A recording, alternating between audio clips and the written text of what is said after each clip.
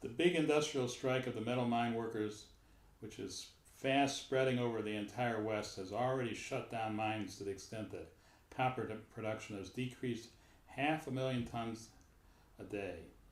Mexican top men are all out, and over 300 of them have lined up out of 350 employed. The spirit of solidarity shown is remarkable. No disorder and no bootleg booze.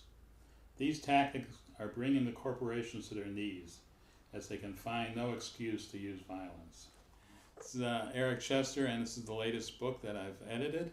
It's called Yours for Industrial Freedom.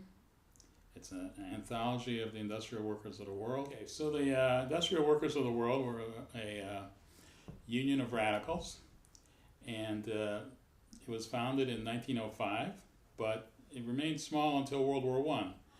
When the United States entered the war in April 1917, the IWW began to grow rapidly, and it began to organize militant strikes, particularly among the copper miners of Arizona and the lumberjacks in the Pacific Northwest. In early September 1917, the Bureau of Intelligence, which was the forerunner of the FBI, began raiding union halls all over the United States, and they repeatedly raided them, not just once, they raided them frequently.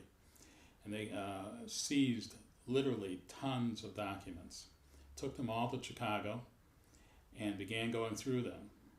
And what they did is they compiled a dossier for each of the IWW leaders.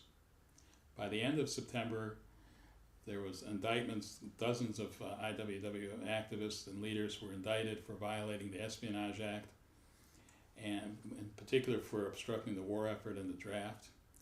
And by the spring of 1918, there was a trial that involved over 100 IWW people, lasted for months, and at the end of that, 93 of them were convicted of violating the Espionage Act, and the union decided to appeal these convictions all the way through the court system. To do that, they had to create a transcript of all the trial testimony. The transcript is more than 15,000 pages long. Only 2 transcripts survive until now, and both of them had the dossiers that were introduced by the government prosecutors for each of the defendants.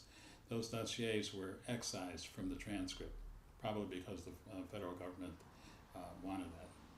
The appeals were finally lost. The IWW leaders went to jail, and as I say, the transcripts got buried. I was doing research for another book on the IWW called The Wobblies in Their Heyday, and I came across the complete transcript, including the dossiers with correspondence and other items for each of the IWW defendants.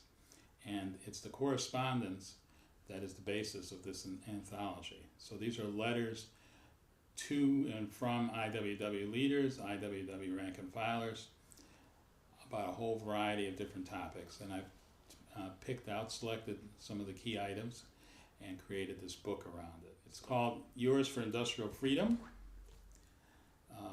And that's the way that many IWW people signed off on letters they wrote. The book can be bought directly from the publisher, Levelers Press, and it should be on Amazon soon. It costs $18.95.